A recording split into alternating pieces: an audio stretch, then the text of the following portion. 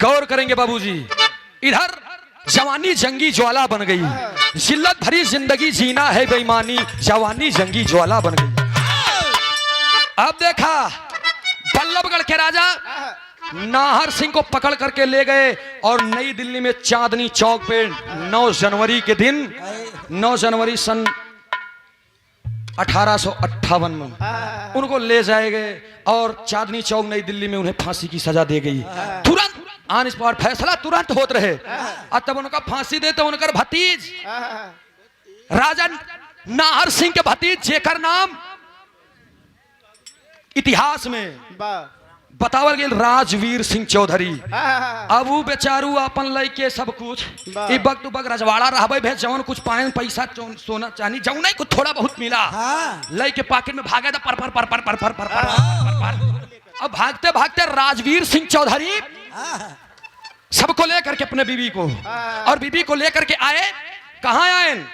वहीं से हट करके गाजियाबाद जिले में नूरपुर गांव में। और जब गाजियाबाद जिले में नूरपुर में आए हापुड़ में, तो वहां पर कुछ जमीन पहले जमींदारी चलत रहे लोग, तब जमीन पहले जमींदारे के रहे, जमींदारी चलत रहे। जाकर के एक जमींदार से थोड़ी सी जमीन मांगे। अच्छा रजवाड़ा रहबे भे, अपन परिचय बताएं, थोड़ी सी जमीन मांगे और जमीन लेकर के अपन कुटिया पुटिया बना के अपने मेहरारू के साथ रहने लगे।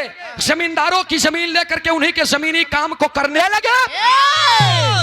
राजवीर सिंह चौधरी अपने जिंदगी को व्यतीत करने लगे, खूब काम करें, 10 बीघा 15 बीघा 20 बीघा। बीबी बच्चों बीबी और स्वयं अपने तन को चलाते थे। जब पैदा हो तब वहां तब करिंगा चलत रहे ना, वो जमींदार लोग आते थे मनमौजी अपने बंटवारा कर लेते रहे, बांट लेते थे, आधा लें आधा ज्यादा ले लें तनिके के दें।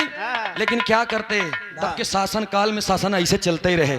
लेकिन ये भैया राजवीर सिंह अपने बीबी को लेकर के आए और जब नूरपुर में आए जिंदगी व्यतीत होत बा और होत का एक लाइन कहल गई मार साहब तरज के लाइन बा।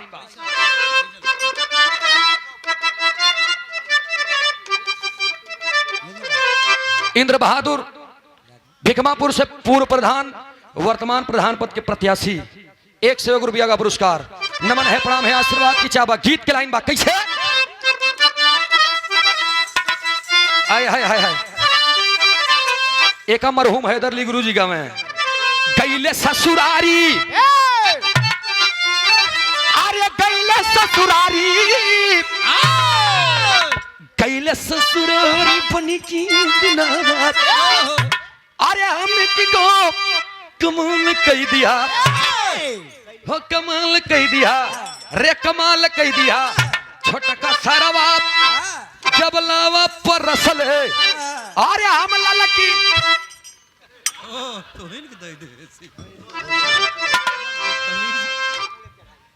तेरे सारे बेटवा हो जाए यहाँ बराबर। चुप सारे चुप, ले ले इज्जत चुप, अब चुप। छोटका सरवा हम न कर तोरा लावा पर असले हम ललकी रुमाल दे दिया। लेकिन जब लड़की से विवाह हो रुचि तो हम प्रीतिया, हम प्रीतिया, हम प्रीतिया के रितिया न चनली की जिंदगी जवान हो गई। हम प्रीतिया के रितिया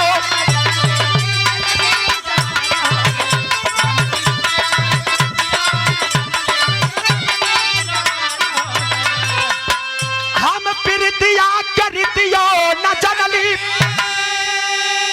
न जिंदगी जवान रे जवान हो गई। अब ही दुल्हा के, अब ही दुल्हा के चढ़ली जवनिया की दुल्हन पुरान हो गई। अब ही दुल्हा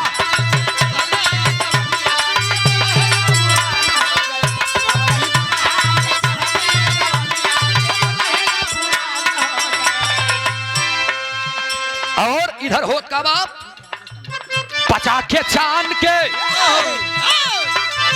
पचाखे चांद जब राजवीर आया जमीनों में तूफान मच गया।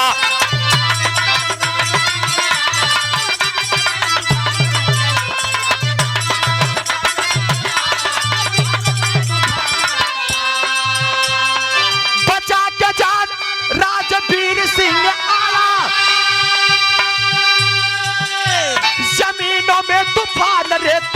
तूफान मच गया। कहे जय हो मेरे भाग्य विधाता कि हमारा आज जान बच गया।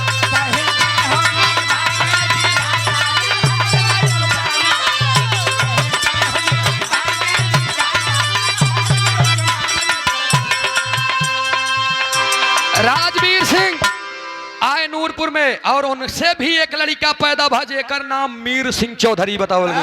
ध्यान दीजिएगा आप, राजा नाहर सिंह चौधरी के लड़का राजवीर सिंह चौधरी आ गए कहाँ? गाजियाबाद में। देखा हुआ सहिया तब भवा और गाजियाबाद नूरपुर में। और जब इधर वीर राजवीर सिंह चौधरी के भी पत्नी से एक लड़का पैदा भइल जेकर नाम मीर सिंह चौधरी बताओल गई। और जब मीर सिंह चौधरी के नाम बताओल गई तो बाबू के बपौती, अपने बाबू के रियासत, अपने बाबू के विरासत बड़े गौर से बड़े अदब के साथ संघर्ष के साथ उसको संजो करके रख रहे हैं।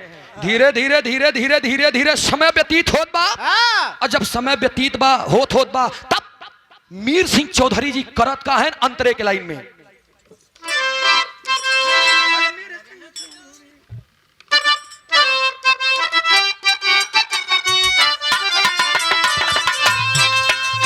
मीर सिंह चौधरी के हो गई रे शादी।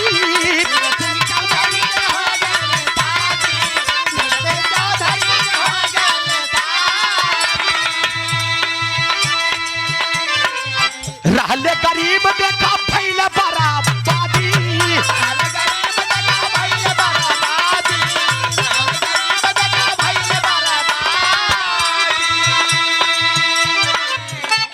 अरे जीवन कटले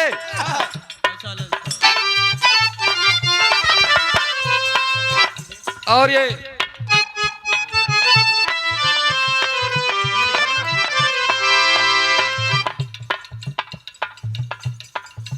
ये शानदार पुरस्कार पशु डॉक्टर विनोद कुमार यादव जी पकड़ी कला की धरती से 200 रुपया का पुरस्कार सुंदर पंखुड़ियों से गुथा हुआ पुष्पों का हार।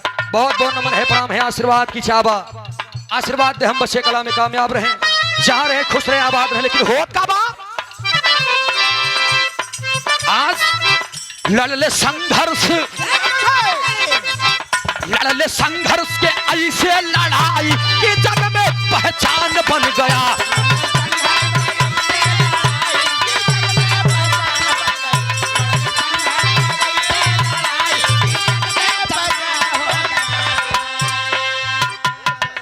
मीर सिंह चौधरी राजा नाहर सिंह का भतीजा राजवीर सिंह चौधरी और उनकर लड़का मीर सिंह चौधरी। मीर सिंह चौधरी के बाद एक लड़का पैदा भइल सन 23 दिसंबर सन 1902 को, जिनका नाम चौधरी चरण सिंह बताया गया। ध्यान देंगे आप लोग। और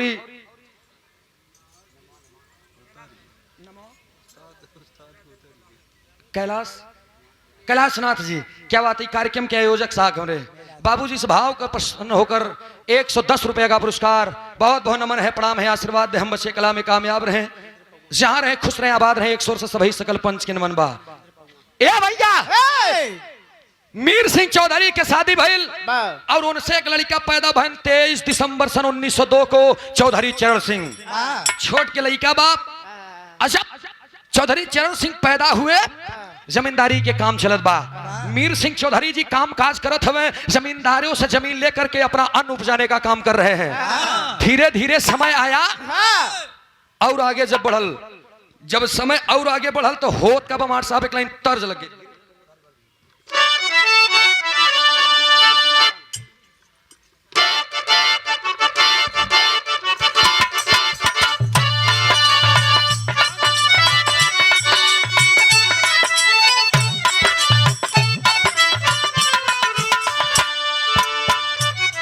यह गीत की लाइन डब्लू गुरुदेव बड़ी पुरान गीत है।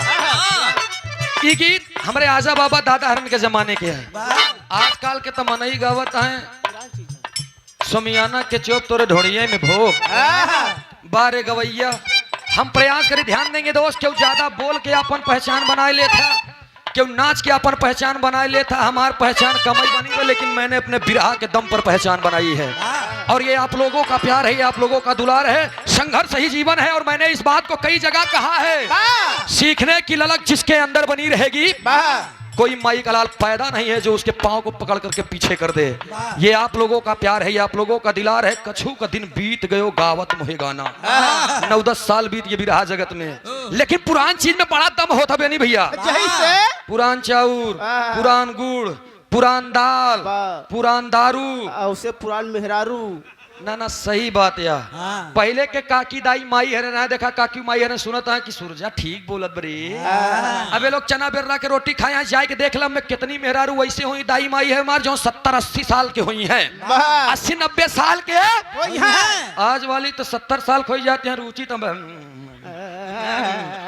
समर नहीं पाते, तू बिट्टी हम तो कहीं खाए पी लेवा करा। इनके कभू चाम चढ़बे नहीं, बस चढ़ी कि ना चढ़ी तो राम ही जाने।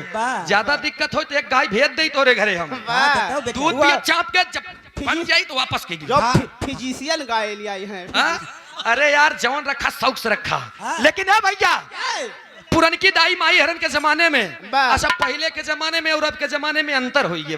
क्या पहले के दाई माई हरे रहे तो सिंदूर पूरा मांग भर के लगावत रही, बिया हो जाए तो हिया से लेके हिया तक लगावे, चुनाई तक मोट के एकदम। तब के आजा बाबा दादा रहे 100-150 साल के जियत रहे, मोट मोट रहत रहे। तब 10-15 लड़के पैदा कर रहे हैं ना, सही हुआ।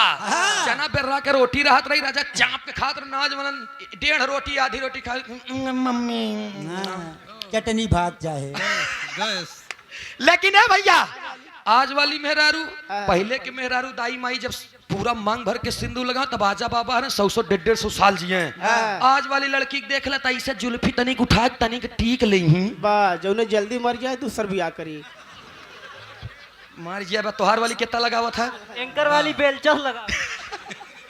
लेकिन है भैया देखा ये गीत के लाइन भाई पुरान दाई माई हरन किया, कौन लड़की के 17 साल में गौना हो रहा, दुल्हन दुल्हा के हाल न जाना बेचारी, पायल ओयल पहने रही बढ़िया, राजा उठा के तनी कपड़ा छम छम छम छम छम एकी होकी होकी एकी करत रही। बुढ़ाऊ और भसुर जेठाऊ बैठा रहा तो बुढ़ीवा माई कहे रे हिया आओ जबान कहन काम आई, कहन तोरे जमाने में हम खूब उछलत रहे, तनी संस्कार सिखले। कहन कैसे, तब दुल्हन से बुढ़िया माई बताओ, का बताए,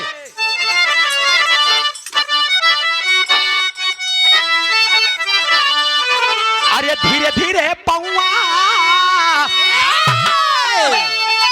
अरे धीरे धीरे रे, धीरे धीरे पौआ धारा बारी धनिया थोड़े घूंघूनावा बाजैना, धीरे धीरे पौआ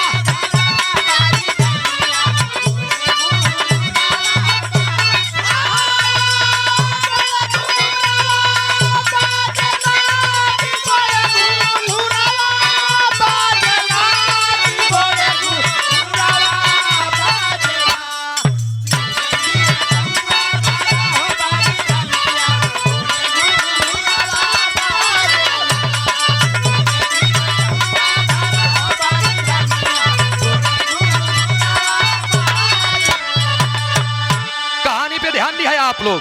अरे 1902 में पैदा भाला लानवा, अरे 1902 में पैदा भाला लानवा, बड़ा बुद्धि मानवा रहा लेना।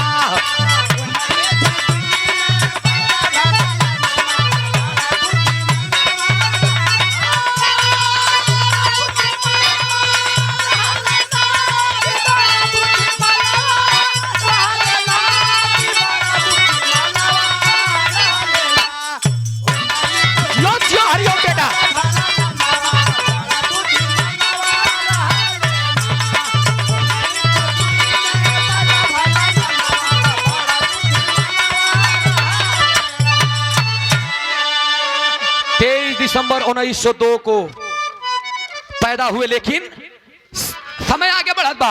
एमे LLB के कैले पढ़ाई, आगरा विश्वविद्यालय में जाई,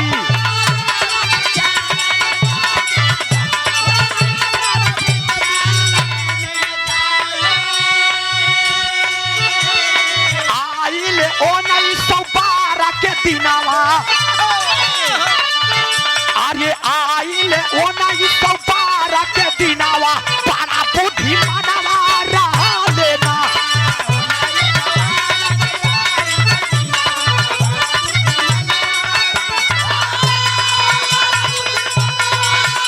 बहुत अच्छे बहुत अच्छे। अरे क्या बहादुर क्या बात है। यही प्रयागराज जमरिया घाटी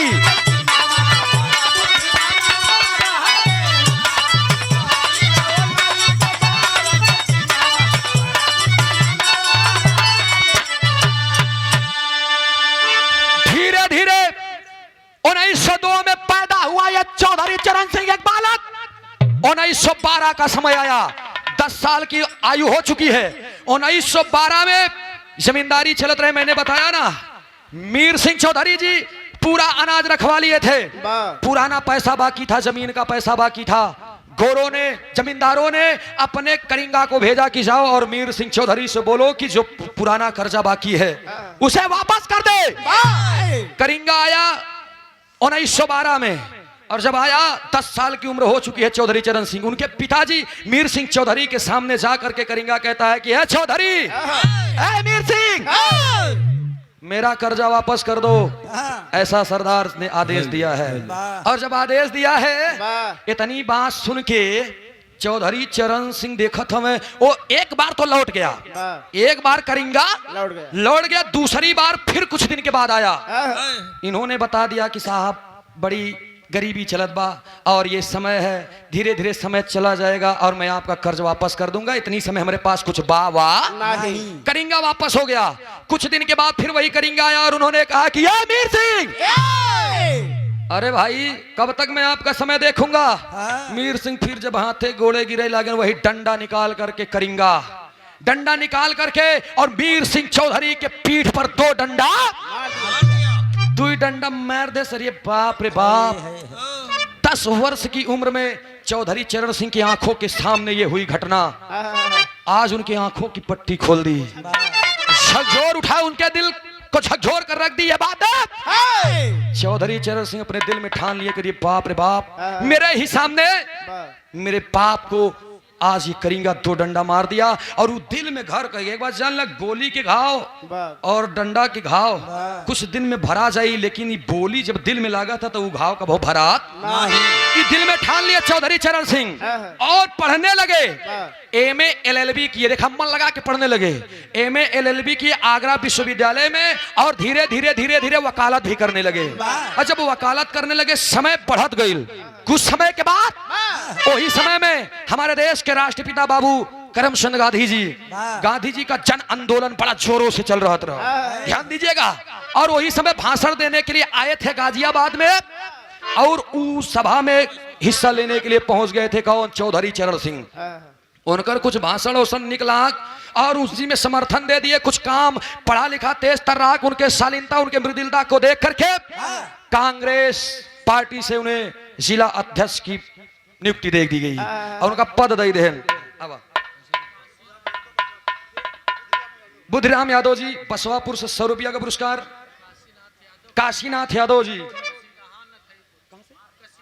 कसीदा नथईपुर से 101 रुपया का पुरस्कार। बहुत बहुत नमन है, प्रणाम है, आशीर्वाद दे, हम बच्चे कला में कामयाब रहे। ध्यान देंगे आप, गांधी जी के भाषण को सुना सभी लोगों ने, जन आंदोलन तेजों से था, जोरों से था, समर्थन किया इन्होंने और इनको कांग्रेस पार्टी से जिला अध्यक्ष के पद दे दे और संभालने लगे पद। अब पढ़ाई लिखाई और वकालत से मन हटत बा चौधरी चरण सिंह और इधर पूरा महात्मा गांधी जी के आंदोलन में जुड़ गए। आंदोलन में जुड़ते वक्त उन्होंने कई बार जेल भी काटी, कई बार जेल गए, जेल से आए फिर आंदोलन में जुड़न, जेल गए फिर आए फिर आंदोलन में जुड़न। पापड़ के भाव बतावल गए।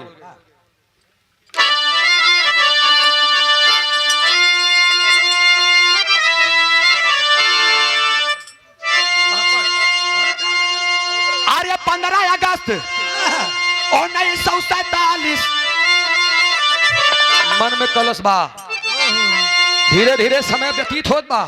1912 के बाद पढ़ाई लिखाई और आंदोलन में जुड़ने के बाद कई बार उन्होंने जेल भी काटी, लेकिन होत का बात, अरे आइल जब 47 के दिनवा जनवा गाढ़े में, अरे आइल जब 47 के दिनवा जनवा गाढ़े में, कूद पड़ा है बिरबा का बलवनवा जनवा गाढ़े में।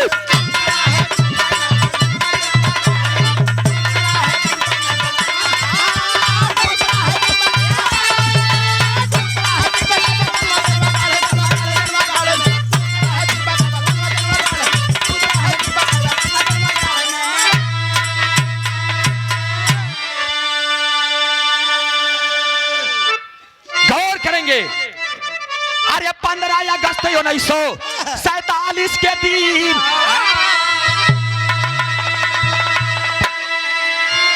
आधी आजादी मिली, बुद्धि भी नहीं। अरे अंग्रेज कहे पूरा करा करमवा जनवा गाढ़े में, अरे अंग्रेज कहे अरे पूरा करा करमवा जनवा गाढ़े में, कूद पड़ा है बिरबा का बलवनवा जनवा गाढ़े में।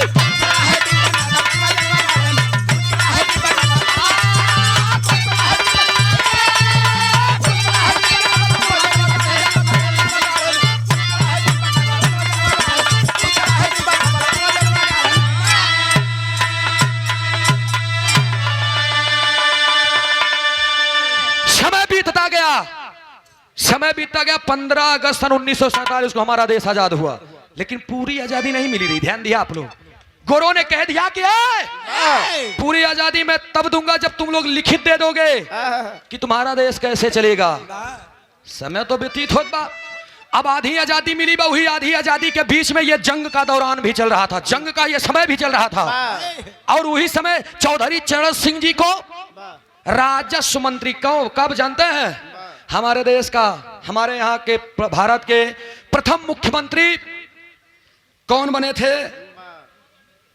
पंडित गोविंद बल्लभ पंत जी। पंडित गोविंद बल्लभ पंत जी बने जब मुख्यमंत्री, प्रथम मुख्यमंत्री, उन्हीं के मुख्यमंत्री बनने के दौरान चौधरी चरण सिंह जी को राजस्व मंत्री का पद दे दिया गया। और जब राजस्व मंत्री का पद दे दिया गया तब चौधरी चरण सिंह जी की तो पावर बढ़ गई। और जब बढ़ गई, समय व्यतीत हो बा, धीरे धीरे धीरे धीरे वो तमाम अपन का वह दिन गुजरत बा, दुई डंडा बाबू के हमारे दुई डंडा। वो दिल में बा कि अरे बाप रे बाप, मैं अपने जीते जी अपने देश के लोगों को, अपने भारत के लोगों को अपने समान पर, अपने सम्मान पर अपना कहने का अधिकार दिला करके जाऊंगा। समय बीतत बा और धीरे धीरे पंडित गोविंद बल्लभ पंत के पास में जाकर के एक बार उनके आवाज पर राजस्व मंत्री के पद पर होकर के चौधरी चरण सिंह जी ने गुहार किया कि साहब मैं एक बात कहना चाहता हूं। उन्होंने कहा कि क्या कहना चाहते हैं आप? क्या? मैं छोटी सी बात कहूंगा साहब, मेरे घर परिवार वालों ने भी बहुत मुसीबत सही है, बहुत गरीबी देखी है, और मुझे लगता है कि आप भी जमीन से उठ करके यहाँ तक आए हैं। तो साहब कभी एक जमाना रहा होगा कि आपके माता पिता भी जमींदारी करते होंगे, दूसरे के घर में जा करके काम काज किया करते थे, कटनी करत रहा हुई है, और जब उन कटनी कई के जौन अनाज लई आवे, अगर उनमें से आधा से ज्यादा हिस्सा दे दिया जाए दूसरे को, तो सोचिए आप कैसा लगेगा, कैसे लागी दिल पे। तो उस समय पंडित गोविंद बल्लभ पंत जी ने एक बात कहा कि आखिर तुम कहना क्या चाहते हो, घुमा घुमा करके बातें मत करो। चौधरी चरण सिंह जी एकदम मायूस दिल से उन्होंने कहा, उदासीन चेहरा लेकर के, कि मैं चाहता हूं सरकार, मैं चाहता हूं हमारे देश में जितने भी लोग हैं, उतनी समय जमींदारों की जमींदारी चलती थी, सबके बस के बात नहीं रही अपन जमीन ले, तब उतनी समय लाला लोग के बातें रहे और यही लोग के पास जमीन रहत रही, क्योंकि अपने जमीन के आपन कहा के अधिकार। धीरे धीरे समय व्यतीत भइल, उन्होंने अपनी बातें रखी कि साहब मैं चाहता हूं कि आज आप मुझे अधिकार दे दीजिए और ऐसा पद मुझे चाहिए जिसके वजह से मैं भी अपने भारत वालों को आभास करा सकूं कि ये आपकी जमीन है, ये इतनी आपकी जमीन है, इतना आप करोगे तो ये आपका होगा, इसमें किसी को देना लेना नहीं है, ये ट्यूबवेल मेरा है, ये खेत हमारा है, ये गेहूं हमार बा, ये सिस्टम हमार बा, वो हमार बा, ये हमार बा। अपना कहने का अधिकार किसने दिया? मानी चौधरी चरण सिंह जी ने। मैं चाहूंगा ऐसे शख्स, ऐसे नेता के लिए जोरदार ताली बजा करके आप लोग सम्मान करेंगे जो किसानों के लिए ऐसा कदम उठाया और देखिए ये किसानों बड़े लड़ाई होत रही किसान बदे इतना तो भवे भइल जब उन्होंने कहा अरे बाप रे बाप चौधरी चरण सिंह तुम्हारी इतनी अच्छी सोच है। सोचिए देश के हमारे भारत के प्रथम मुख्यमंत्री जी ने आदेश दे दिया कि जाओ तुम, मैं तुमको आदेश देता हूं। पावर और बढ़ गई। अच्छा पावर और बढ़ गई तो वहां से उन्होंने वो चल दिए। अच्छा वो चल दिए तो आल्हा के भाव में बताओ गई।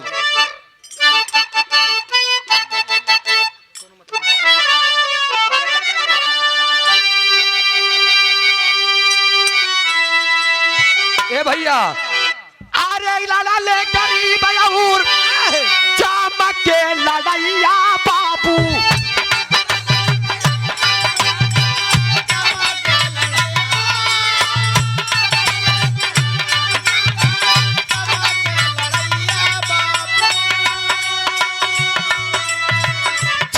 जनवरी आई साने जब 50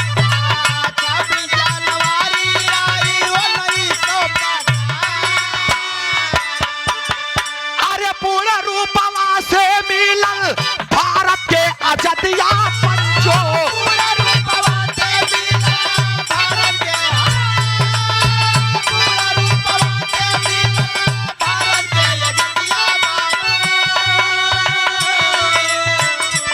संविधान अंग्रेजन खुद ही था।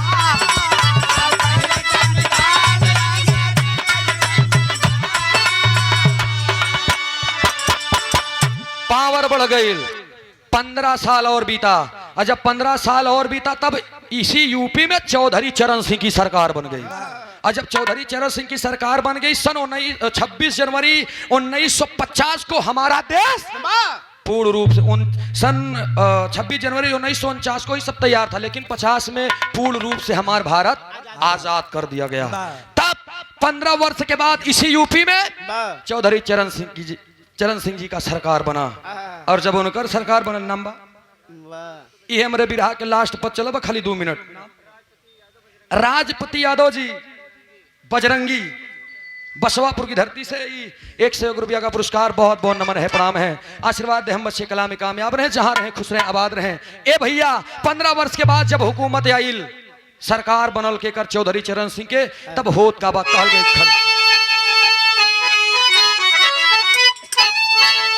वो जमाना था बेनी भैया, वो जमाना था जब बसें चला करती थी तो पहले फर्स्ट क्लास के टिकट, सेकेंड क्लास का टिकट और थर्ड क्लास का टिकट पहले मिलता था, बनता था। ये बातें भी चौधरी चरण सिंह को एकदम पेश रही थी, कोस रही थी। और उन्होंने कह दिया कि सरकार बनते ही उन्होंने कलम चला दिया, अब जमींदारों की जमींदारी खत्म, हर इंसान को अपना कहने का अपना तौर अधिकार मिलेगा। और ये जो मिलत रहे फर्स्ट क्लास के टिकट, सेकेंड क्लास के टिकट, थर्ड क्लास के टिकट, सब बंद, खट एक समान टिकट रही। न लाला न पंडित। पहले के जमाने में तब पटवारी रहे लोग, आप लोग ध्यान देगा, तब लाला ही लोग पटवारी वाला काम करत रहे। चौधरी चरण सिंह जी ने इस बात को भी अपने नजरों में बसा के ये कैसे हो कि लाला केवल पटवारी वाला काम करी है और लाला मर जाई है तो उनकर लड़का कितना लंठ रहा है, पढ़ा लिखा रहा न करब, करिया अक्षर भैंस बराबर तू रहा, लेकिन पटवारी वही बनी। ये कैसे हो सोचिए। अच्छा बढ़ावती भैया भैया बढ़ावती, तू टेंशन ना ला, हम ये पूरी ऐतिहासिक बात बताओ, रामायण महाभारत थोड़ी बताओ थे कि राम के शादी सीता भारत की शादी और भाई रही। एक टेंशन ना लाई, जौन बतावा थी दोबारा जन्मो न करबा, शायद कोनो गवैया आके बतौबे करी। लेकिन अब देखा इधर इतनी बात जब इन्होंने कह दिया तब उन्होंने एक पद और दे दिया कि पटवारी के बाद जिसे हम आप लेखपाल कहते हैं, अब पंडितों लेखपाल बनी, पासी भी लेखपाल बनी, चमार भी बनी, अहिर भी बनी, काछी कोयरी शर्मा वर्मा लोहरा बनी, सब लोग लेखपाल बन करके ये कह सकते हैं कि मैं लेखपाल हूं। ये सारी देन रही है माननीय हमारे चौधरी चरण सिंह नेताजी के। कहानी खत्म बात। 2 डंडे ने इतनी बड़ी सीख दे दी है उन्हें। सोचा खाली 2 डंडा अगर दिल पे ले तब आज तो ढेर बेवड़ा घूमता है कई करे, लेकिन उनसे मतलब नहीं बा। आज दिल पे बात ले तब सच्ची बात के कर निकला तब हम कहा ढोड़ी पतिया नतिया पटना ब देवरा ढोड़ी चटना ब तो लोग खुशी हो जाए हैं। अच्छी बात ना निकला कि इतिहास करिए वहीं से, लेकिन मैं पहली बार, हमेशा नहीं, कभी कभी मूड मिजाज बना करके बिरहा गाता हूँ। डंडा के भार सह इतना चाहिए, सह करके दिल पे लिए, और दिल पे लेने के बाद हम लोगों को इतनी बड़ी आजादी दे दिए। उन शख्स के लिए 2 मिनट का समय आपके पास नहीं है। मैं चाहूंगा एक बार चौधरी चरण सिंह के नाम से जोरदार ताली बजा करके पुनः आप लोग सम्मान कर दीजिए। बहुत बहुत नमन है, प्रणाम है। खड़ी के भाव में बताओ गई। कमला शंकर यादव जी बसवापुर से 201 रुपया का पुरस्कार, नमन है, प्रणाम है। आशीर्वाद की चावक कहल गई का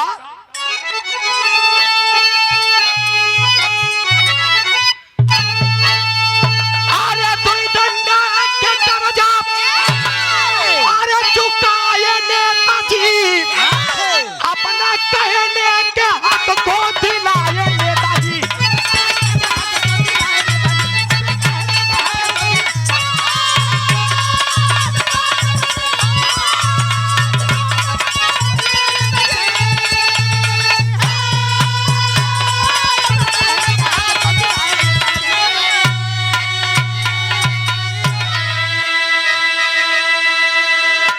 ए भैया, 2 डंडा के कर्जा चुकाए नेताजी और सबको अपना कहने का हक दिलाए नेताजी।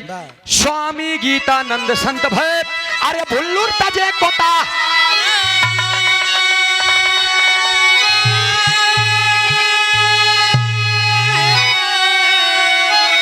राम धार हैदर स्वर्ग सिधारे, राजा राम के कविता प्यारी हो।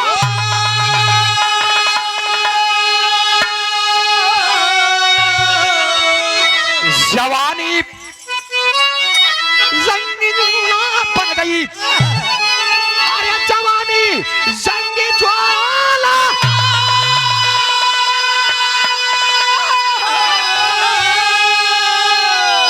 वो जवानी जंगी ज्वाला बन गई।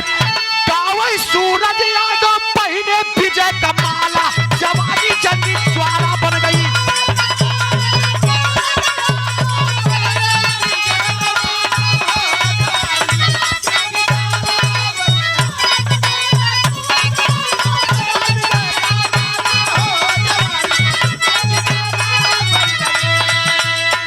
और ये विकास यादव बसवापुर से प्रदेश प्रवक्ता छात्र सभा समाजवादी पार्टी 101 रुपया का पुरस्कार, बहुत बहुत नमन है, प्रणाम है। रुचि यादव जी से नंबर लीजिए आप लोग, आ जाना आप लोग। जिंदगी इम्तिहान लेती है।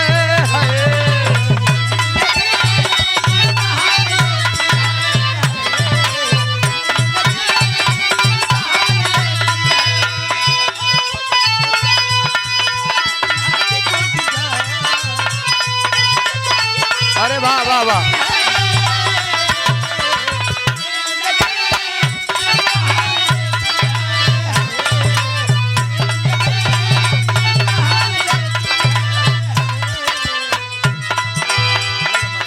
बहुत बहुत शुक्रिया, बहुत बहुत धन्यवाद भैया। माइक को ले जाओ उधर।